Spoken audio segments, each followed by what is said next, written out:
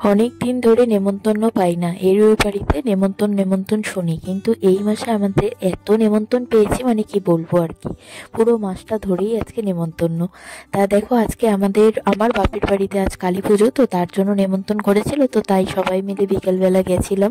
ওখানে বেশি পুজো টুজো দেখলাম, খাওয়া দাওয়া করলাম। আর এখন পরের দিন সকালকার ভিডিও। তো সকালবেলা উঠেই ডুক্কু দেখো চলে এসেছে ঠাম্মির ঘরে এসেও টিভি দেখছে, আর আমরা এখানে সবাই একসাথে বসে চা খাচ্ছি।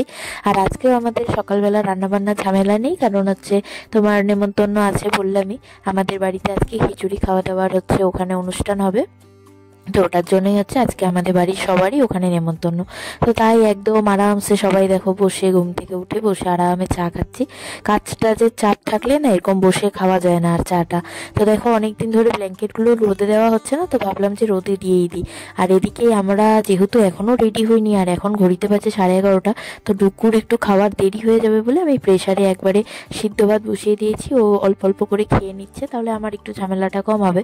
আর দেখো, পুরো বাড়িতে আমাদের লোকে ভর্তি, আজকে সবাই একসাথে খাওয়া হবে বলে বারান্দায় রান্না বান্না হচ্ছে। তো ওখানে খাওয়া দাওয়া করে গল্পগুজব করে এই যে বাড়িতে আসলাম। আর ভালো লাগছে না শরীর এখন টুকু।